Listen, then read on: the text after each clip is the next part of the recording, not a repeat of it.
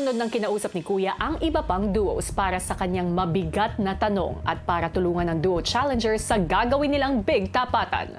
Naniniwala ba kayo na may karapat-dapat ba na makabalik sa kanila? Sinong duo ex-housemate ang karapat-dapat bumalik? Kuya, sa palagay po namin, wala pong ex-housemates ang karapat-dapat po bumalik dito sa bahay niyo. It's not really about them lacking the qualities to be a part of the Big Four or the Final Five.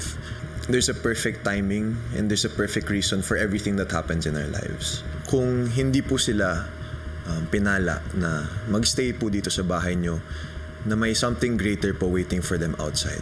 Pero ikaw, bumalik din. Kung may karapat-dapat po na bumalik na ex-housemates dito sa bahay ni Kuya, ang sagot po namin ay wala.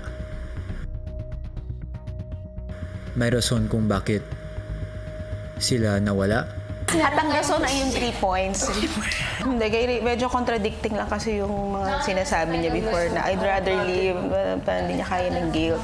Sana siya na lang daw yung lumabas. Deserve namin yung spot na to. Paglalaban namin yun, Kuya, at hindi namin yun ipapamigay.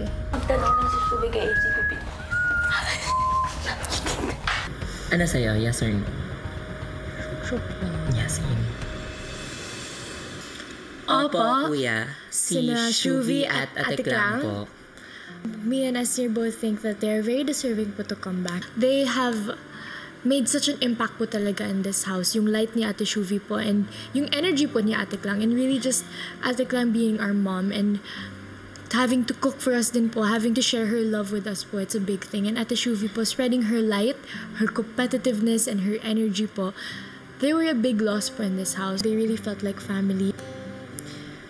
Just them overall po. They have big and amazing hearts po. Alam ko din po na may pinaglalaban din pong pangarap po si Shuvi po at si Ate Klang po, Kuya. Kaya ayun po, nung eviction po, Kuya, nagulat po talaga ako. Pero kung ako yung tatanungin po, Kuya, deserve po nila na manatili po sa bahay niyo po, Kuya.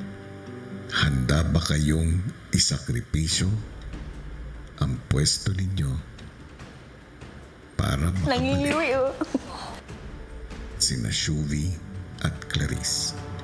I really did see them din talaga for Big Four. But yung total top of mind ko talaga is I'm not gonna give my spot up because it was already given to me. Nice.